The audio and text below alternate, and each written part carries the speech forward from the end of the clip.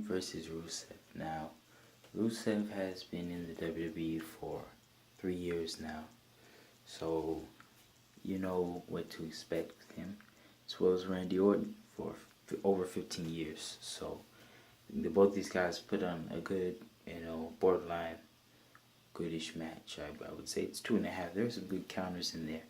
In the middle with that sequence with Randy Orton attempting the power slam, Rusev holding on to the ropes, and then that kick, and it led to the power slam anyway. But yeah, that finish was okay too. It probably could have been sold a little bit more. They weren't playing any games with the finish.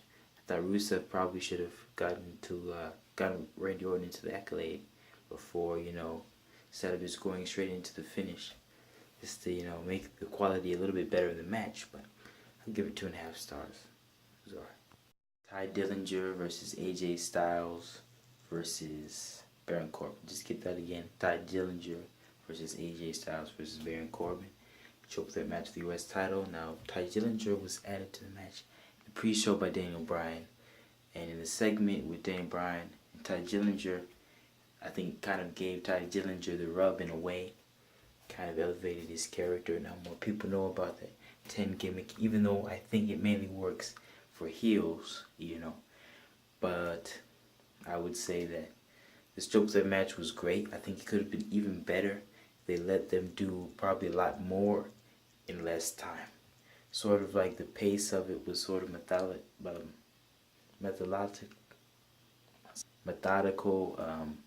In a way, it was like Baron Corbin dominating the middle part of the match. It kind of dragged on a little bit, but I think when these guys were allowed to really go and perform, every counter, every spot was well worked. It probably even could have been one of the best matches of the night with that opener.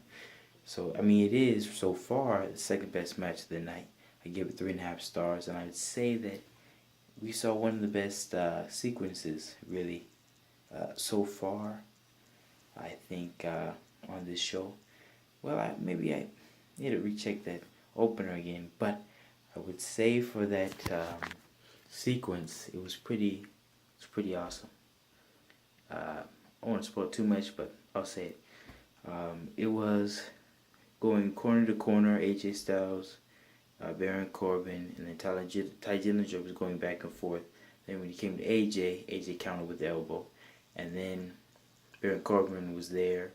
He was running back to Ty Dillinger. Ty Dillinger came back to his senses, did a super kick, and Baron Corbin fell down, and then AJ Styles, he was coming for Ty Dillinger, and then Ty Dillinger went up, raised his leg, did a kick to the head, but then AJ no-sold, the flipping kick counter, hit Ty, he fell over, landed on Baron Corbin.